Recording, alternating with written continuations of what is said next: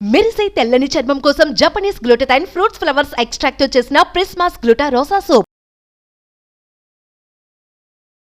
నమస్కారం. ప్రస్తుతం మనతో పాటు ప్రణవానంద ప్రభుజీ ఉన్నారు. వారు ముంబైలోని గోవర్ధన్ ఇకో విలేజ్ ఆశ్రమంలో సేవ చేస్తూ ఉంటారు. వివిధ మాధ్యమాల్లో వారు ఇచ్చేటువంటి సలహాలు, సూచనలు, మరీ ముఖ్యంగా శ్రీకృష్ణ తత్వం గురించి, వారి లీలల గురించి చెప్పినప్పుడు మనలో చాలా మంది మన కోసమే ప్రభుజీ చెప్పారని చాలా మంది జీవితాలు మారిన సందర్భాలు కూడా ఉన్నాయి. కామెంట్స్ రూపంలో కూడా కొంతమంది క్వశ్చన్స్ అడుగుతుంటారు. ఈ ప్రశ్న అడగండి, ఈ ప్రశ్న అడగండి. అందులో కొన్ని క్వశ్చన్స్ తీసుకుని నేను ఇవాళ ప్రభుజీని అడుగుదామని, ప్రస్తుతం నేను ముంబైలోని ఆశ్రమంలోనే ఉన్నాను. ఈ ప్రశాంత వాతావరణంలో కూర్చొని మీకోసం కొన్ని ప్రశ్నలు అడుగుతాను. మాట్లాడదాం ప్రభుజీ గారితో. ప్రభుజీ హరే కృష్ణ. హరే కృష్ణ అండి. నమస్కారం. బాగున్నారా? చాలా చాలా బాగున్నాను ప్రభుజీ. కామెంట్స్ రూపంలో అసలు ఎన్ని క్వశ్చన్స్ అడుగుతున్నారు, చాలా డౌట్స్, కొంతమంది ప్రాబ్లమ్తో అడిగేవాళ్ళు, నార్మల్గా ఏమిటి అని తెలుసుకుందామని కుతూహలంతో అడిగేవాళ్ళు. ఇందులో భాగంగా ప్రెషర్, ఒత్తిడి విపరీతంగా పెరిగిపోతుంది. మేము చేసే వర్క్ విషయంలో కావచ్చు, మా ఆలోచనలు కావచ్చు, మా చుట్టూ ఉన్న పరిస్థితులు కావచ్చు. అసలు ఈ ప్రెషర్ని, ఈ ఒత్తిడిని మేము ఎలా తట్టుకోవాలి? ఇదే క్వశ్చన్ అడుగుతున్నారు చాలామంది. ఇది చాలా మందికి ఈ మధ్యలో ఉండే ప్రశ్న అండి. ఈ ప్రపంచాన్ని మనం ఇప్పుడు ఎలా తయారు చేసుకున్నాము అనంటే, మనమే ప్రెషర్ తయారు చేసుకొని, ఆ ప్రెషర్ మన పైన వచ్చినప్పుడు నాకు ప్రెషర్ ఉంది అని మనం చెప్పుకుంటున్నాం అనమాట. ఇది ఎవరో ఎక్స్టర్నల్ గా చేసింది కాదండి, మనమే ఆ సిచ్యువేషన్ లోకి మనల్ని పెట్టుకున్నాం. ఓకే. ఇప్పుడు మీకు ఒక విషయం చెప్తానండి. ప్రతి ఒక్కళ్ళు కూడా నేను ఇప్పుడు చెప్పే ప్రిన్సిపల్ని కానీ ఫాలో అవ్వగలిగితే చాలా మటుకు వాళ్ళ యొక్క మనసు పైన వాళ్ళు కొద్దిగా అయినా సరే కంట్రోల్ని పొందొచ్చు. ప్రెషర్ అని ఎవరు కనిపిస్తుంది? ఈ మనసు కనిపిస్తుంది. మనసు అండి, మనం ఏం చెప్తే అది వింటుంది. మనం చెప్పాలంతే. ఇప్పుడు చూడండి, నాకు ఈ వస్తువు నచ్చదు అని మనం అనుకున్నాం అనుకోండి, నచ్చదు అని కూర్చుంటాం అంతే. కొన్ని అలవాట్లు మనం ఇది ఇలానే నేను చెయ్యబోతున్నా అని మన మనసుకు కానీ ఫీడ్ చేస్తే అది వింటుంది. దాని తర్వాత అప్రయత్నపూర్వకంగా ఆ మనసు అలానే చేస్తుంది అనమాట. ఫర్ ఎగ్జాంపుల్ మీకు ఒక విషయం చెప్తా. మాకు ఉపనయనం అయినప్పుడు, ఉపనయనం అయిన తర్వాత ఎప్పుడైనా మనం వాష్రూమ్కి వెళ్ళినప్పుడు ఏం చేయాలి అని అంటే, ఆ యజ్ఞోపవీతాన్ని చెవుకి కట్టుకోవాలన్నమాట. ఇలా వేసుకొని మనం వాష్రూమ్కి వెళ్ళి రావాలి. అయితే ఉపనయనం అయిన కొత్తల్లో 2-3 సార్లు మర్చిపోయే వాళ్ళం అనమాట. మర్చిపోయినప్పుడు మళ్ళీ మొత్తం మళ్ళీ యజ్ఞోపవీతం చేంజ్ చేసుకోవటం, మళ్ళీ సంధ్యావందనం అన్ని చేయటం ఉంటుందన్నమాట. కానీ కొన్ని రోజుల తర్వాత ఎప్పుడైతే ప్రయత్నపూర్వకంగా అలవాటు చేసి ఇప్పుడు వాష్రూమ్ ఆలోచన రాగానే ఫస్ట్ చెయ్యి యజ్ఞోపవీతాన్ని చౌక్ చుట్టేస్తుంది అనమాట. వెళ్ళిపోతుంది అలా. ఇంకా అప్రయత్నపూర్వకంగా మాకేం ఇలా ఆలోచన రాగానే యజ్ఞోపవీతం కట్టేస్తారు అనమాట. ఇప్పుడు చూడండి, ఇంతకు ముందు అలవాటు లేదు, కొన్నిసార్లు తప్పిదాలు చేశాం, దాని తర్వాత ఇప్పుడు ఎక్కడున్నా సరే అలవాటు అయిపోయింది. ఎందుకు అనంటే ఆ మనసుకి రిపీటెడ్గా చేయటం వల్ల ఆ పనిని మళ్ళీ మళ్ళీ మళ్ళీ మళ్ళీ అది ఫీడ్ అయిపోయింది. ఇప్పుడు వీడు వాష్రూమ్కి వెళ్ళాలంటే యజ్ఞోపవీతాన్ని కట్టుకోవాలి, అయిపోయింది. ఇలా మీకు ఒక చిన్న ఎగ్జాంపుల్ చెప్పాను. నా జీవితంలో నేను ఎప్పుడు అనుకునేది, అరే ఈ కొత్త అలవాటుని ఎంత ఈజీగా నేర్చేసేసుకున్నాము మనసు. కాబట్టి మన మనసుకండి ఎందుకు అసలు జీవితంలో ఈ ప్రెషర్ని నేను తీసుకుంటున్నా ఫస్ట్ ఆలోచించండి. ఏని కోసం, దేని సంపాదించడానికి, అసలు మన జీవితంలో మనకి ఏం కావాలి? మీకు అది మంచి విషయమా, అది మంచి పని కోసమా, అది మంచి ఆశయం కోసమా అని అంటే కష్టపడక తప్పదు. ఫస్ట్ మనకు ఆశయ శుద్ధి మనకు ఉండాలన్నమాట. ఎందుకోసం నేను. రెండో విషయం మీకు ఒకటి చెప్తాను. ఇందాక మనం అన్నట్టుగా మనసుకి అలవాటు చేయటం. ఏం అలవాటు చేయాలి మనసుకి అంటే, మంచి విషయాలు, మంచి వ్యక్తులు, మంచి ఆలోచనలు మన మనసుకి అలవాటు చేయాలి. అప్పుడు ప్రతి సిచ్యువేషన్లో కూడా మనం నెగిటివిటీని చూడటం ఆపేసి పాజిటివిటీని కూడా చూడడానికి ప్రయత్నం చేస్తాం. నిజం. మన మనసుకి అండి ఏం అలవాటు చేస్తే అది అనుకున్నంత సులువు అంటారా? సులభము అనంటే కొత్తల్లో కాదు. ఇప్పుడు మనకి ప్రెషర్ ఎన్నో విషయాలుగా మనకు తెలుసు. పిల్లలంటే చదువు ప్రెషర్ ఉంటుంది, పెద్దలంటే వర్క్ ప్రెషర్ ఉంటుంది, ఫ్యామిలీ ప్రెషర్ ఉంటుంది, ఈ ప్రాబ్లం ప్రభుజీ, ఆ ప్రాబ్లం ప్రభుజీ, ఈ ప్రాబ్లం ప్రభుజీ అని చాలా ఉంటాయి. ఐ అండర్స్టాండ్, అందరికీ ప్రాబ్లమ్స్ ఉన్నాయి. కానీ ఒక విషయం ఏంటి అని అంటే, మీ అంతటా మీకు మీకోసం అనే సమయం తీసుకోకపోతే మనం ఇప్పుడు మీకు ఒక ఎగ్జాంపుల్ చెప్తాను. అప్పుడప్పుడు మా ఫోన్ ఛార్జింగ్ పెట్టామనుకోండి, కొన్నిసార్లు సూపర్ వేడైపోతుంది ఫోన్, హీట్ అవుతుంది phone. అప్పుడు ఏం చేయమంటారు తెలుసా? జస్ట్ ఆ ఛార్జింగ్ నుంచి తీసేసి పక్కన పెట్టేసేయండి కొద్దిసేపు.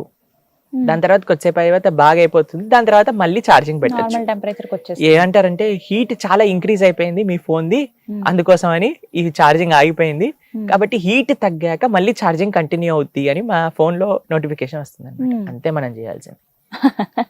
ప్రెషర్ పెరిగినప్పుడు కొద్దిగా ఆఫ్ తీసుకోవాలి. అది ఎలా? ఈ ప్రదేశాన్ని అందుకే తయారు చేసింది. Okay okay. ఇక్కడికి వచ్చి ఎందుకు అందరూ ఇంత స్వాంతన మనసు యొక్క మార్పు పొందుతున్నారు అని అంటే, మన బ్రెయిన్ మొత్తం హీట్ ఎక్కిపోయింది అనమాట ఇప్పుడు ఆ ప్రెషర్ వల్ల. కానీ మనం ఇప్పుడు ఏం చేస్తున్నాం అంటే we are taking time for ourselves. మన కోసం మనం సమయం తీసుకోవాలి. చాలా మంది చేసే తప్పేంటో తెలుసా అండి, మన కోసం చాలా ప్రెషర్ ఎక్కువైపోయింది, నేను చాలా కష్టాలలో ఉన్నా, బాధపడుతున్నా అని ఎక్కడో పబ్కి వెళ్ళి తాగటమో, సినిమాకి వెళ్ళి చూడటమో, ఇలాంటి పిచ్చి పనులకన్నీ వెళ్తున్నారు. ఎవరు చెప్పారు, ప్రభుజీ నాకు ప్రెషర్ ఎక్కువైపోయినందుకే నేను స్మోకింగ్ చేస్తున్నా అని. అది నీ ప్రెషర్ ని తీసేయదు, ఇంకా పెంచుతూ ఉంటుంది. టెంపరీగా మీకు అనిపించవచ్చు, కానీ అది మనస్సు పైన, దాంతో పాటు మీ యొక్క శరీరం పైన కూడా దాని యొక్క ప్రభావాన్ని చూపిస్తుంది. కాబట్టి మనం ఏం చెయ్యాలి అంటే టెంపరీ సొల్యూషన్స్ వైపు వెళ్ళకండి. మీరు ఇక్కడికి వచ్చారు, ఈ ప్రశాంతమైన వాతావరణంలో అండి ఒక 4-5 రోజులు ఉంటే ఎలా అయిపోతుంది చెప్పండి మనసు? రిలాక్స్డ్ గా అయిపోతుంది. ఏదో డల్నెస్ కోల్పోయినట్టు వస్తే రీఛార్జ్ అయితే ఎలా ఉంటాం మనం, మళ్ళీ బ్యాక్ టు వర్క్ మంచి జోష్ఫుల్ గా. ఎందుకు ఈ ప్రదేశానికి వస్తే అలా అనిపిస్తుంది తెలుసా అండి? ఇది తీసుకునే ప్రదేశం కాదు, ఇచ్చే ప్రదేశం. ఓకే. ఏ ప్రదేశమైనా తీసుకొని మిమ్మల్ని ఎక్స్ప్లాయిట్ చేసే ప్రదేశం ఉందనుకోండి, అక్కడికి వెళ్ళినా మనకి ఏం సుఖం రాదు. ఇప్పుడు పబ్ నడిపేవాడు, సినిమా థియేటర్ నడిపేవాడు మీకేమైనా ఇవ్వాలి అని నడుపుతున్నాడా?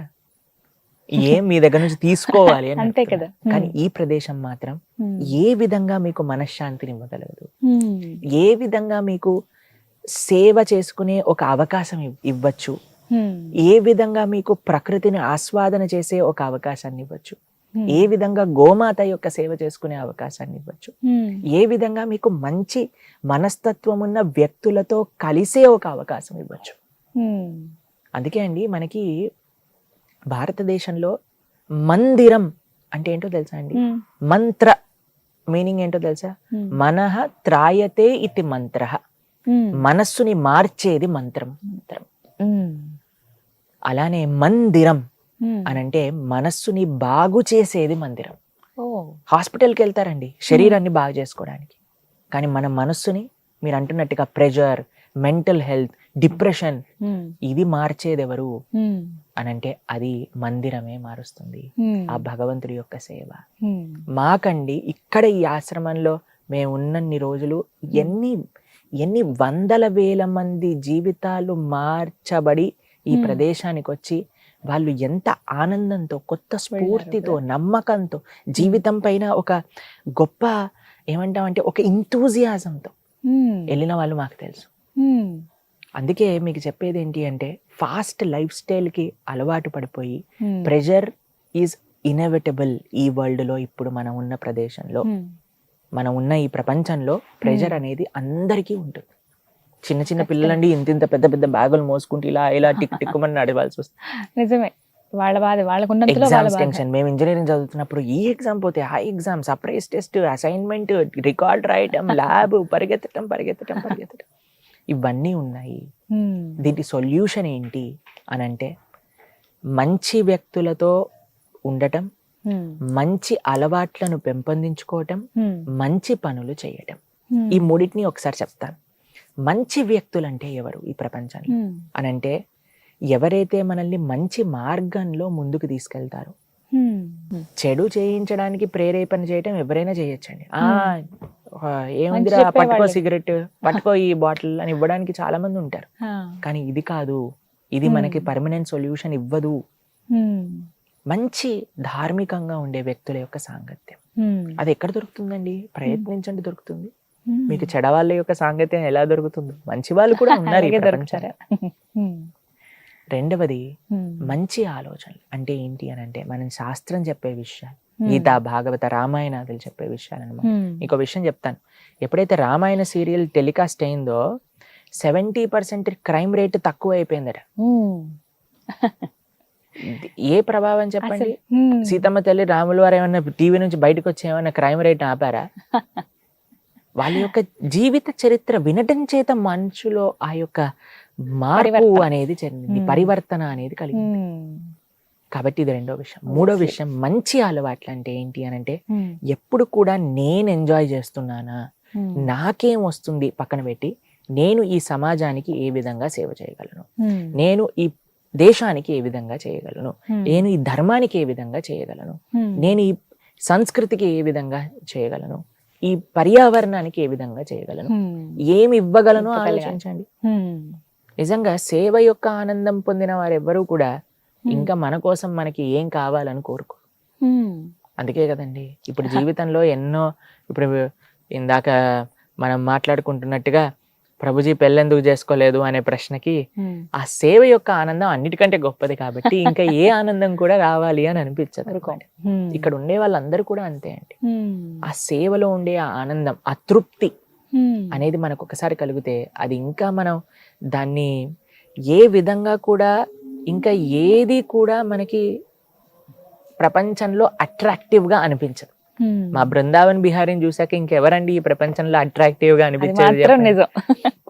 కాబట్టి ఆ స్వామిని చూసాక ఈ ప్రపంచంలో ఏ అందాన్ని చూసా సరే సో వాట్ అని అనిపిస్తుంది అనమాట మా స్వామిని చూసాక. కాబట్టి అటువంటి భగవంతుడు మదన మోహనుడు మా టెంపుల్ నెక్స్ట్ సెకండ్ టెంపుల్ ఇక్కడ ఉన్నదన్నమాట. మదనుడు అంటే మన్మధుడు, క్యూపిడ్, కామదేవుడు అని అంటారు కదా. ఆయన ఈ ప్రపంచంలో ఉండే అందరికంటే అందమైన వ్యక్తి అట. ఆయన ఒకసారి కృష్ణుడిని చూడడానికి వచ్చారట. కృష్ణుడిని చూడంగానే కళ్ళు తిరిగి కింద పడిపోయారట.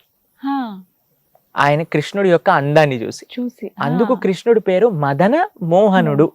అంటే మదనుణ్ణి కూడా మోహించేవాడు. శ్రీమతి రాధారాణి పేరేంటో తెలుసా? మదన మోహన మోహిని. కృష్ణుడు ఒకసారి రాధారాణిని చూడడానికి వెళ్తే ఆయన కళ్ళు తిరిగి కింద పడిపోయారట.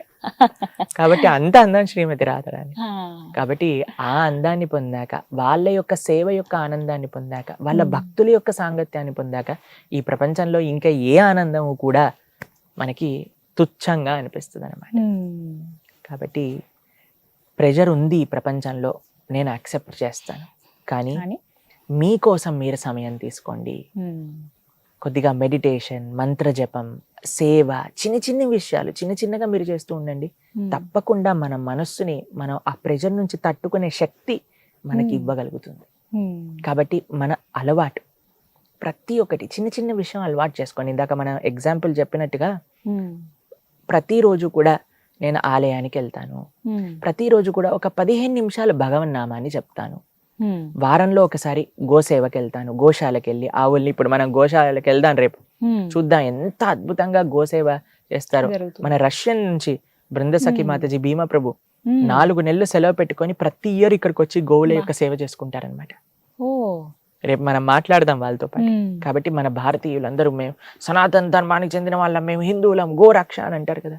కానీ ఎంతమంది ఇలా సేవ చేస్తున్నాము. కాబట్టి సేవ నేర్చుకోండి. దీనికి ఇంకేమి మీరు కనెక్షన్ ఏంటి ప్రభు చెప్పండి, నేను ఇక్కడ గోవు సేవ చేస్తే నా ప్రెషర్ ఎలా తగ్గుతుంది? అది మీరు చేసి తీరితే కానీ మీకు తెలుస్తుంది, దానికి చెప్పలేము ఇంకా కనెక్షన్. సో ఇన్ని మార్గాలు ఉన్నాయి. భగవత్ సాంగత్యం, భగవద్భక్తి, ఆధ్యాత్మిక జీవనం అన్నిటికీ సొల్యూషన్ ఈ ప్రపంచంలో ఉన్నది. మనకుండే ప్రెజర్స్ కి కూడా అదే సొల్యూషన్. చాలా చక్కగా వివరించారు ప్రభుజీ. హరే కృష్ణ. హరే కృష్ణ.